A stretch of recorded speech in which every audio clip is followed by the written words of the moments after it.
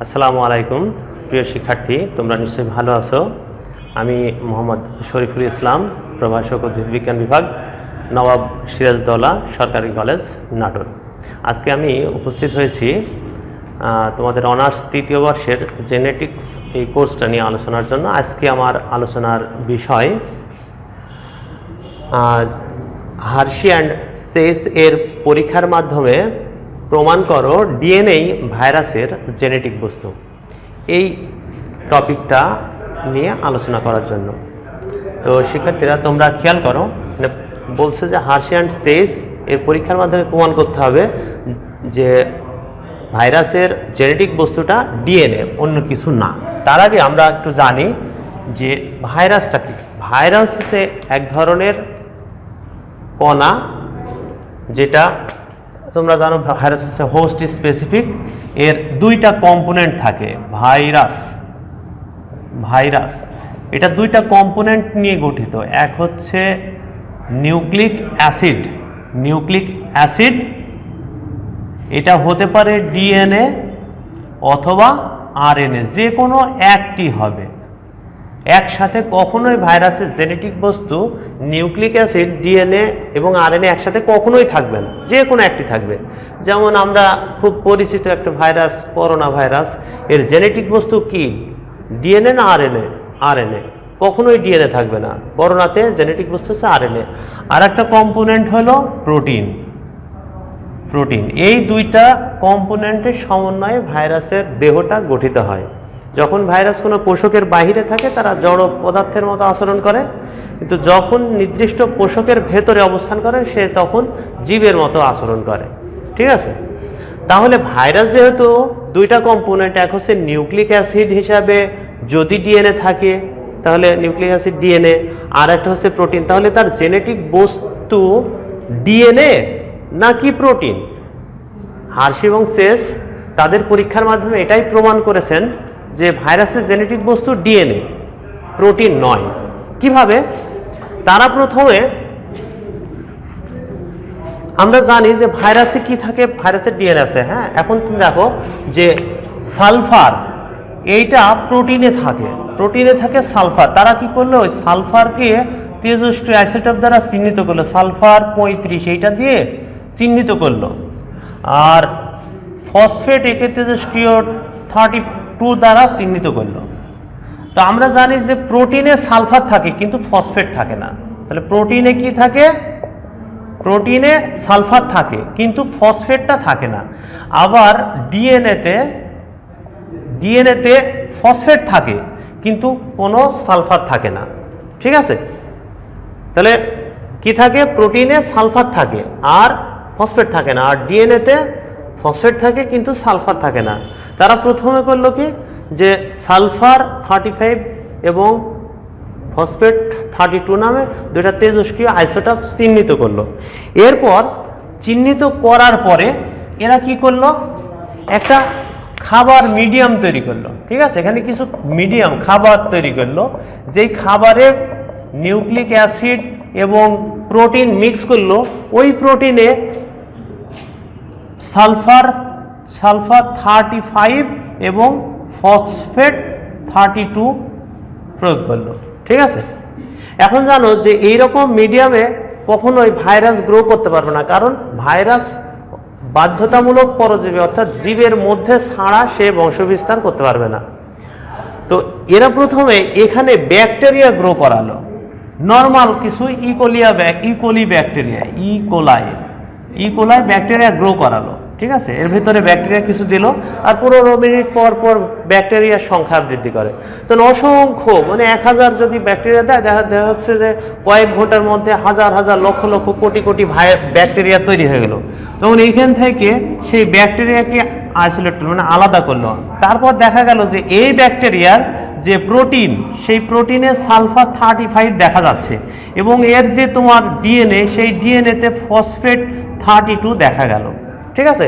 কারণ কি, একটা নর্মাল ব্যাকটেরিয়াকে যখন P32 এবং S35 যুক্ত খাবারে যখন গ্রো করা হবে, তখন সেই নতুন তৈরিকৃত ব্যাকটেরিয়াগুলো S35 এবং P32 এই টাইপের হবে। ঠিক আছে? এইবার তারা কি করলো, এইরকম ব্যাকটেরিয়াকে normal T2 bacteriophage, normal T2 bacteriophage, এটা হচ্ছে T2 ব্যাকটেরিওফাজ, যে সকল ভাইরাস ব্যাকটেরিয়াকে ধ্বংস করে তাদেরকে T2 ব্যাকটেরিওফাজ। এবার T2 ব্যাকটেরিওফাজ দ্বারা আক্রান্ত করা হলো, ঠিক আছে, এটা দিয়ে এই ইকোলাইকে আক্রান্ত করা হলো। আক্রান্ত করলে ভাইরাসটা কি করবে, ইকোলাইয়ের ভেতরে প্রবেশ করবে এবং হাজার হাজার ভাইরাস তৈরি করবে। তখন এর ভেতরে যে হাজার হাজার ভাইরাস তৈরি হলো, সেই ভাইরাসগুলোকে বের করে দেখা গেল প্রত্যেকটা ভাইরাস এর যে প্রোটিনের আবরণ, সেই প্রোটিনের আবরণে সালফার 35 দেখা যাচ্ছে এবং এর ভেতরে যে ডিএনএ, আমরা জানি যে T2 ব্যাকটেরিওফাজের নিউক্লিক অ্যাসিড হিসেবে আছে ডিএনএ, এই ডিএনএতে দেখা যাচ্ছে যে ফসফেট 32। দেখো তাহলে কিভাবে আমি একটা ফসফেট 32 এবং সালফার 35 যুক্ত একটা T2 ব্যাকটেরিওফাজ বানালাম। প্রথমে মিডিয়াম তৈরি করলাম, সেই মিডিয়ামে আমার চিহ্নিত ফসফেট এবং চিহ্নিত সালফার দিলাম, তারপরে সেখানে নর্মাল ইকোলাই ব্যাকটেরিয়াকে গ্রো করালাম, যে ব্যাকটেরিয়াগুলো তৈরি হলো সেই ব্যাকটেরিয়াতে সালফার 35 এবং ফসফেট 32 হলো। এইবার এই ব্যাকটেরিয়াকে নর্মাল ভাইরাস দিয়ে আক্রান্ত করালাম, তারপরে এর ভেতরে যে শত শত হাজার হাজার ভাইরাস তৈরি হলো, সেই ভাইরাসের প্রোটিন আবরণটা হলো সালফার 35 এবং নিউক্লিক অ্যাসিড ডিএনএতে দেখা গেল ফসফেট 32। ঠিক আছে, আমি এখানে সেই চিত্রটাই দেখাইছি যে একটা নর্মাল ভাইরাস একটা তেজস্ক্রিয় আইসোটপ যুক্ত, এই যে সালফার এবং ফসফেট তেজস্ক্রিয় আইসোটপ যুক্ত একটা ইকোলাইকে আক্রমণ করলো, এই যে আক্রমণ করছে, আক্রমণ করার পরে তারপরে এখান থেকে অসংখ্য ভাইরাস তৈরি হলো। সেই ভাইরাসগুলো কেমন হবে, P32 এবং S35 যুক্ত। এখন এই ভাইরাস দিয়ে একটা নর্মাল আবার ব্যাকটেরিয়া, যে ব্যাকটেরিয়ার ডিএনএ নর্মাল, মানে ফসফেটটা নর্মাল ফসফেট এবং সালফারও নর্মাল সালফার, এইরকম একটা ব্যাকটেরিয়াকে তেজস্ক্রিয় সালফার এবং ফসফেট যুক্ত একটা ভাইরাস দ্বারা আক্রান্ত করা হলো। ঠিক আছে, আক্রান্ত করার কিছু পরে, ঠিক যখন এ আক্রান্ত করে তার কিছু পরে মৃদু ব্লেন্ডিং প্রক্রিয়াকে সেন্ট্রিফিউজ করা হবে। সেন্ট্রিফিউজ মানে সেন্ট্রিফিউগেশন মেশিনের মাধ্যমে একে সেন্ট্রিফিউজ করলে তার বিভিন্ন অংশ, প্রোটিন, নিউক্লিক অ্যাসিড, এগুলো আলাদা হয়, স্তর পড়ে। তো একে যখন ব্লেন্ডিং করে আলাদা করা হলো, তখন দেখা গেল যে এখানে ব্যাকটেরিয়ার কোষ প্রাচীর, তারপরে ভাইরাসের প্রোটিন কোট, এগুলো আলাদা হলো আর নিউক্লিক অ্যাসিডগুলো আলাদা হলো। তো যখন সেন্ট্রিফিউগেশন করা হলো, তখন দেখা গেল যে S35 কোথায় ছিল, ভাইরাসের প্রোটিন কোটে।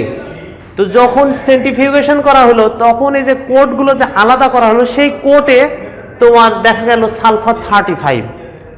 আর ব্যাকটেরিয়ার কোষের ভেতরে অর্থাৎ সাইটোপ্লাজমে দেখা গেল ফসফেট 32। ঠিক আছে, কারণ কি, কারণ ভাইরাস যখন ব্যাকটেরিয়াকে আক্রমণ করে, তখন তার কলারের ভিতর দিয়ে, লেজের ভিতর দিয়ে, বেস প্লেটের ভিতর দিয়ে তার মূল যে নিউক্লিক অ্যাসিড ব্যাকটেরিয়ার কোষের মধ্যে পাঠায় দেয়, আর বাকি প্রোটিনের আবরণ এটা ব্যাকটেরিয়ার কোষের বাহিরে রয়ে যায়।